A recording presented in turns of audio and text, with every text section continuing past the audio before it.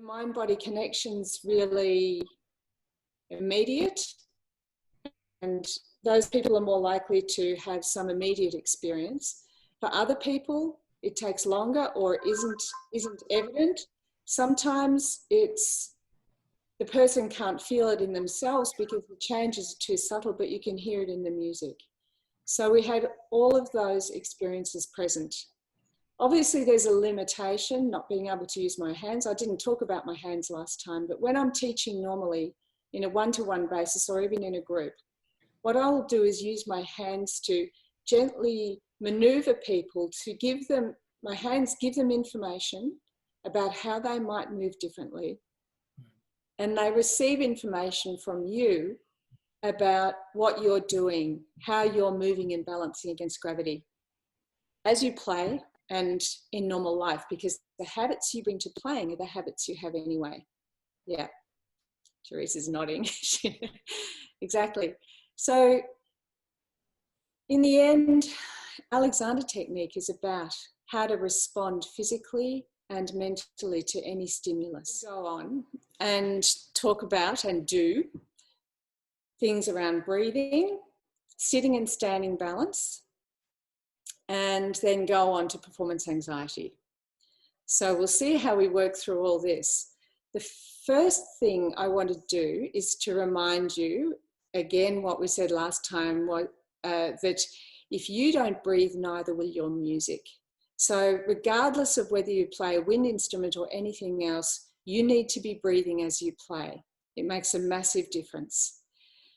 So the first thing, so see how the lungs occupy the whole of your, what's called your thoracic cavity, the area that's surrounded by your ribs. So the pink stuff here is lung.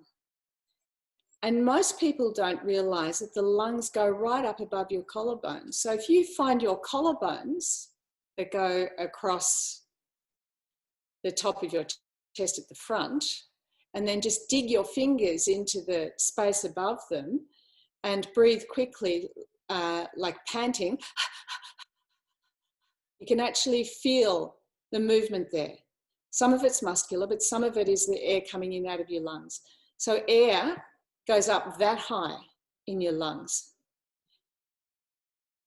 Down the bottom, I don't think I've got a view, a side view. Yeah, you can see the diaphragm comes up really high, much higher than most people think it is. So the diaphragm's a big dome that goes, it separates your chest cavity from your abdominal cavity. And when you breathe in, that contracts and moves down. Here it is, it's just got a couple of holes in it, one for the major blood vessels that go up and down the body, and one for the eating tube or the esophagus.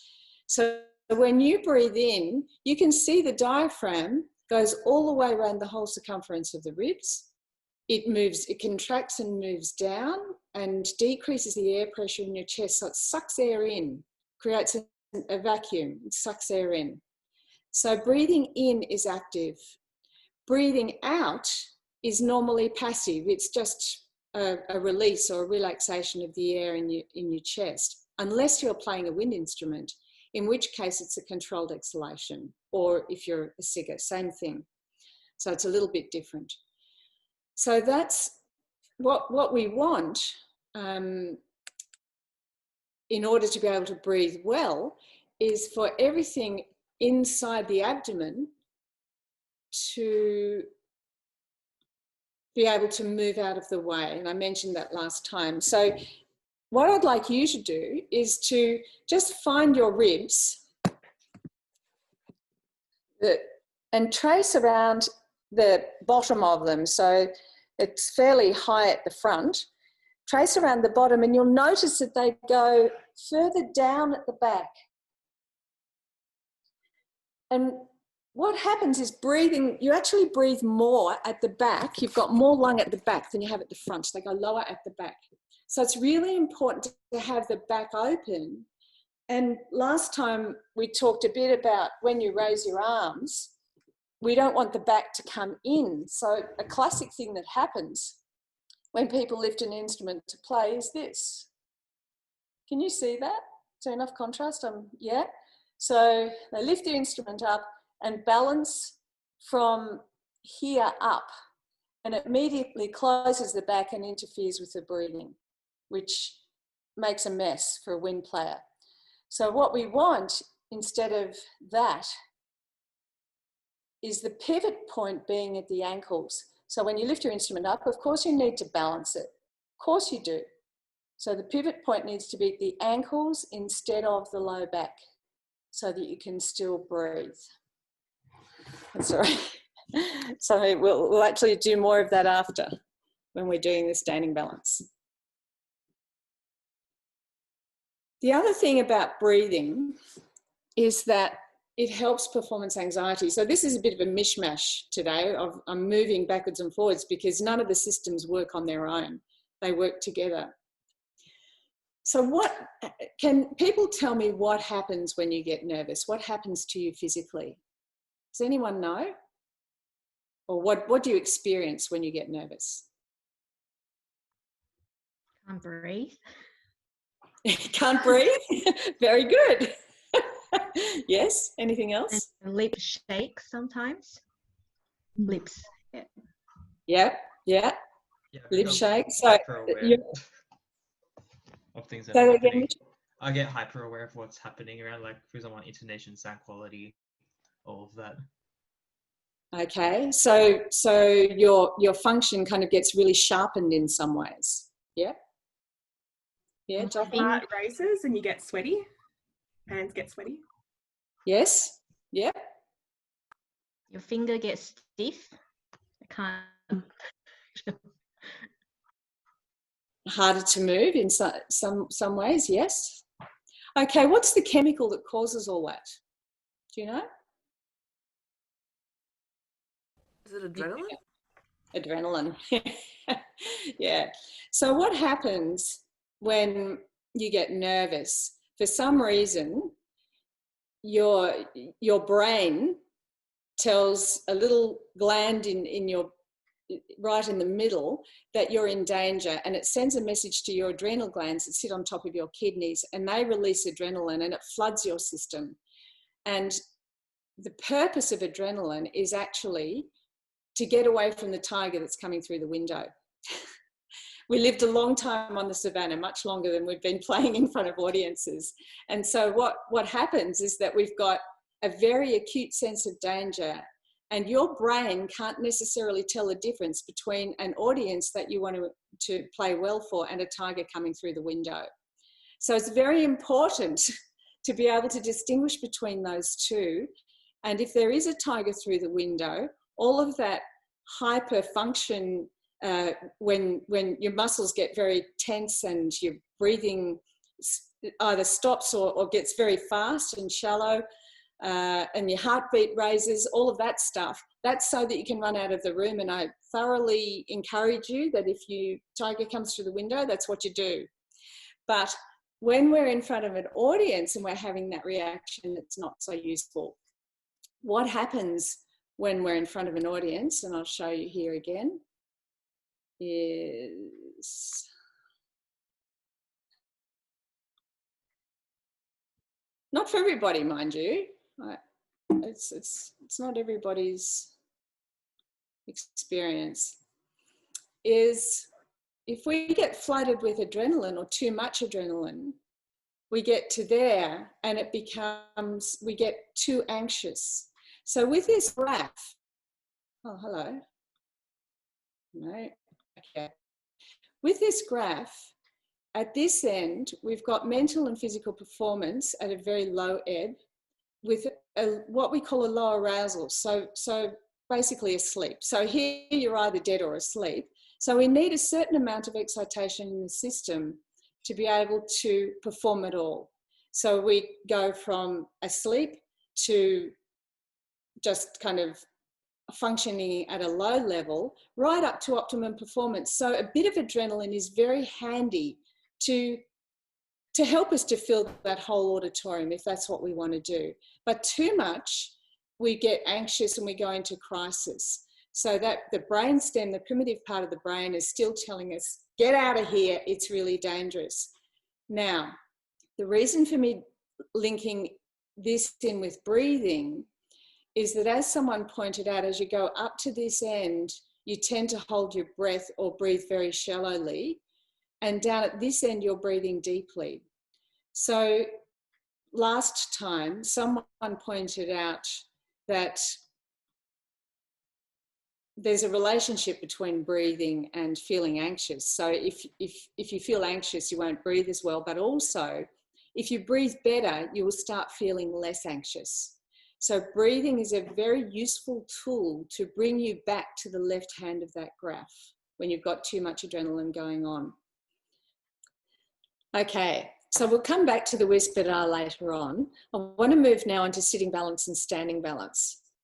Now, I want you to put your hand on your body, and I can't see, so it doesn't matter, but just for your information, put your hand on your body where you feel like the bottom of your back is, where your back ends. Okay, so just notice where you've got your hand. And put your hand on your body where the top of your back is, where your back ends at the top. All right, so yeah, put your hands down. Is your neck part of your back? Yeah, some of you, yeah. So this is where our language gets problematic, because in actual fact, the neck is part of the back. So if you're looking at a spine, I wonder if one of my pictures shows it. I'm just going to share again.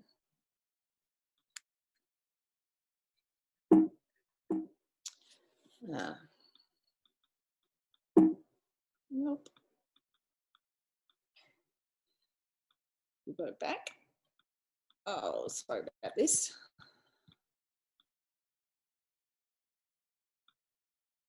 Sort of. Oh, there's a back. So we can see here that if you're slumped forward, it actually really increases the pressure on the part of your back that's holding you up. So if you're like this, it's the least amount of work actually. But what I want you to see here is that these bones in your back from top to bottom are actually very similar in structure. There's no hinge anywhere. So even though the neck comes in there, there's no actual hinge there. And the same at the low back. There's no hinge. There's all these tiny bones. There's 3 joints between each bone, but we need to use the spine as a whole so that we keep it in good shape. So what we need to do is think of the top of your back. Remember we did between the ears there last time. That's the top of your spine. Everything above there is your head. Everything in front's jaw. Everything below is neck. Neck is the top of your back.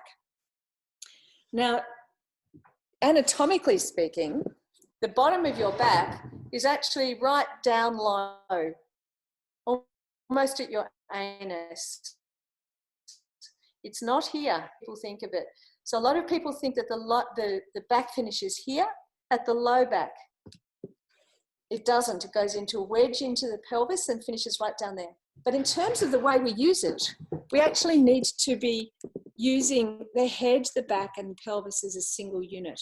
So what I want you to do is just sit on your hands for a sec and see if you can feel your sitting bones under there, which is, they're 2 little rockers on the bottom of your pelvis. You may not have to sit on your hands to find them. Okay, so those little rockers are what we balance on. What we want when we're playing is a lovely long back and an open torso so we can breathe easily and so that we can move and balance with the music. Actually, Ben has a wonderful video that he shows it where he says the music, I don't know how I got here when he's playing the piano, the music pushed me here. And that's what we want. We want to have the music allowing us to be pushed and to be moved all the time. And for that, we want to be balanced, we want to be dynamic. So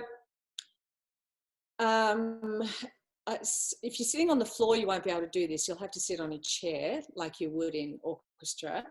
So I want you to find the bottom of your pelvis, so those two rockers, and I just want you to rock forward and back on them like you're kind of a pencil. So no movement of the low back, just, yeah, and side to side. I can see people doing that. Yep, and you can go around in a circle. So there shouldn't be any collapse in your torso at all as you're doing that. Good. And then you can pick up your air instrument and notice what happens in your back as you do so. Don't try and organize yourself, just pretend you're picking up your instrument to play. Yep. Notice what's happened in your back. Then percussionists will be, you know, mallets, or yeah, you got your mallets, great. Yeah. Or cymbals. Cymbals are really good because they're heavy. Just pretend you're picking up cymbals. Yeah. So if you noticed that you tightened, you stopped breathing, any of that stuff, let's go back to the sitting balance again. Rocking forwards and backwards. Making sure you're breathing. Easy air in, easy air out. Yep, and then just come to a place in the middle. Yep. And this time you're going to falum so that your head can move, so all of you can move as you pick up your instrument. So your balance will change. We want it to change between you and the seat, not inside your body. Okay? Try again. Falum. Allow all of myself to move so that my back can stay long and I can keep breathing. Yeah, good. Now, practically all of you have gone inside yourselves to think about that. And in an effort of thinking, I think you're probably using maybe a 5 or a 6 out of 10. And now in terms of effort. And now I want you to do the same thing again. And this time you're going to use a 1 out of 10 or a 2 out of 10 in effort. All right? Try that. So for lungs, so your head can move, so all of you can move to pick up your instrument. And allow all of yourself to rebalance and breathe. Yeah, good. Better. And down. So this is, you can't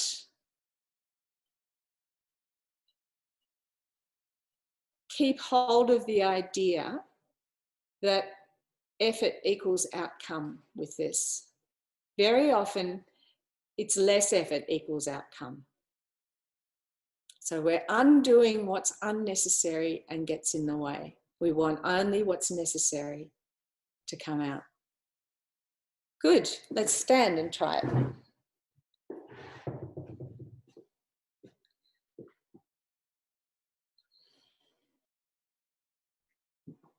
So there's a lot of discussion about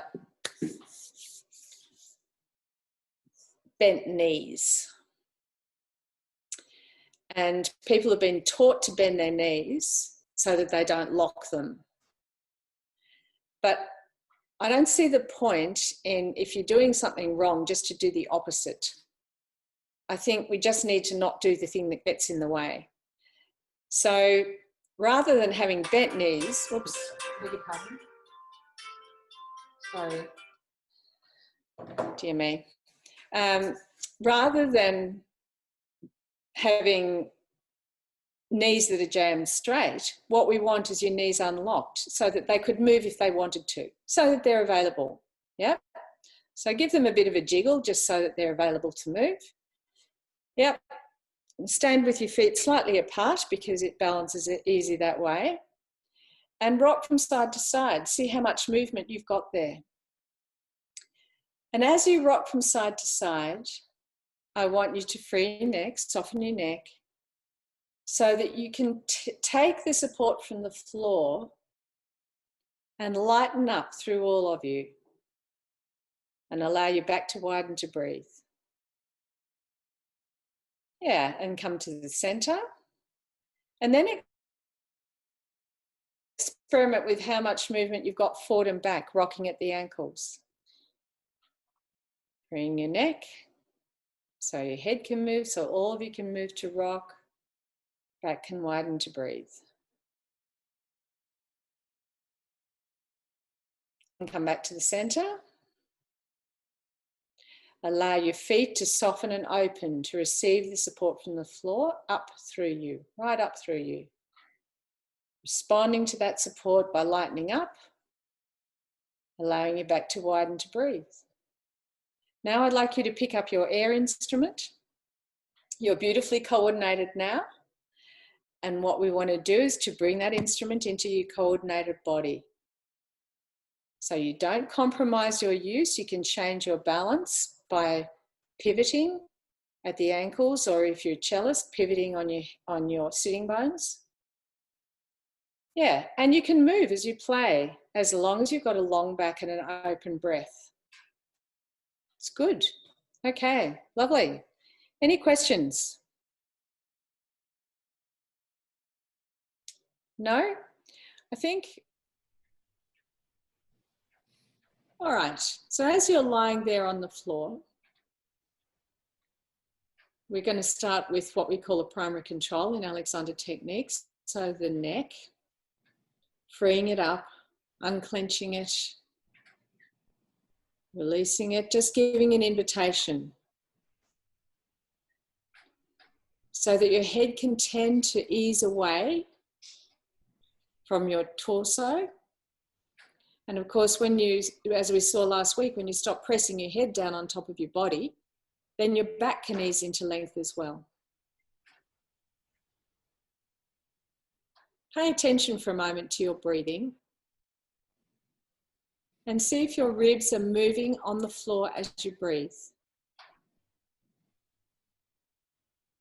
And if they're not, it's because you're holding on to them. So soften your back, soften your ribs so that they can move up and down like bucket handles as you breathe.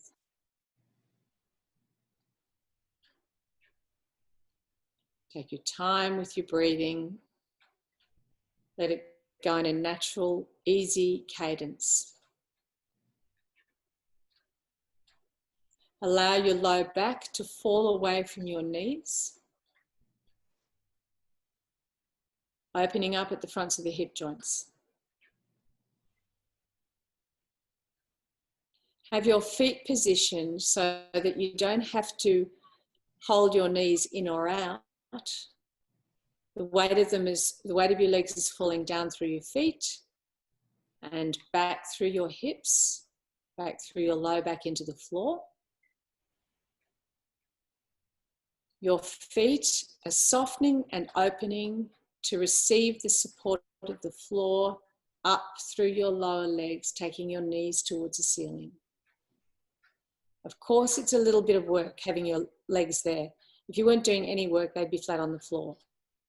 But what we want is something that's relatively effortless and balanced. Allow your shoulders to be soft enough so that gravity can tend to draw them away from each other and back towards the floor. So no pushing, no pulling, just softening and opening. And as you soften and allow your shoulders to move, just pretend that your collarbones are elastic. So the opening can go right through the top of the chest. And that the upper chest can follow the line of your shoulders. Your shoulders, they're attached. So if your shoulders move, your chest will want to move as well. Just let it. Don't push it.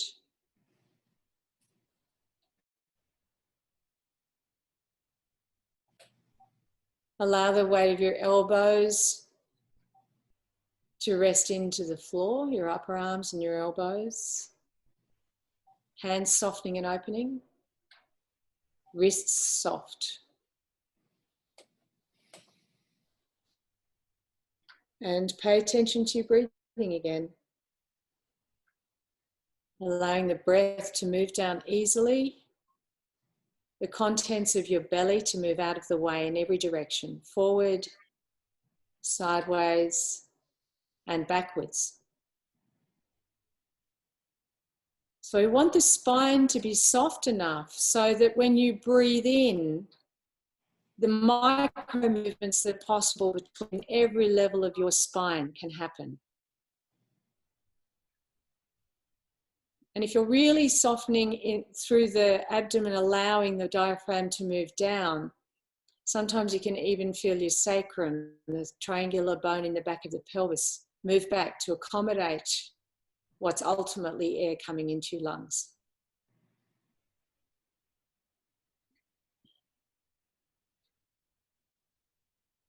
So that's lovely. Your back is softening and opening into the floor. And it's long. And you're breathing. And that's exactly what we want. We want a softening, lengthening, opening back, and open breathing to play. So before you pick up your instrument, we're just going to do what we did last time. And you're going to volume to pick up your instrument, your air instrument, as if you're playing. And if you notice that you stop breathing or you tighten your back, do it again. So resist the temptation, or in Alexander jargon, we call it inhibition. Resist the temptation to tighten your back. Resist the temptation to stop breathing. It might feel incredibly weird because it's new. And because you've all been learning instruments for ages, you are experts in doing new stuff. Every time you go to a lesson and the teacher changes what you do, you have to do a new thing. Very good. And bring your arms down again. And go back to softening and opening your back to receive the support of the floor, freeing your neck, allowing your spine to just be open, the air to be moving in and out freely, the ribs to move, connected with the support coming up from the floor through your legs via your feet. And now I would like you to pick up your instrument. This will be slightly more awkward, but that's okay. You can manage. I have faith that you can manage. Yeah, so just rest it on your chest or whatever to begin with.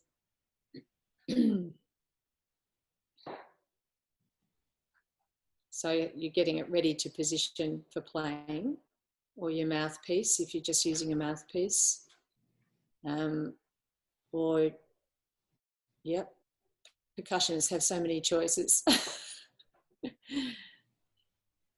Okay, and just notice whether the mere thought of picking up your instrument and playing has done anything to your breathing or has tightened your back. And think about the playing and keep breathing.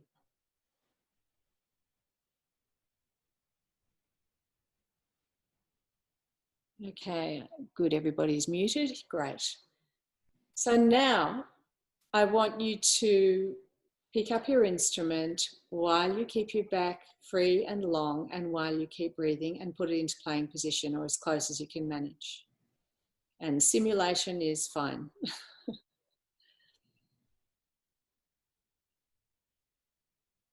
That's right. Excellent, lovely. Good. Now, can you, I actually won't get you to play, I think. It's just too hard. Look, if you can, have a go and see what happens. Just play a few notes or blow if you've got your mouthpiece or your instrument. And see if you can keep your back free and open. Resist the temptation to tighten your back. It will change because you're using your arms. Drop the weight of the instrument back through your back into the floor. Allow the floor to help hold it. Yes, that's good. And blow or play. Okay, now, can you all please put your instruments down and come up and sit again? And I know you'll have to change your cameras and everything. Thanks, everybody. Bye. Thank you.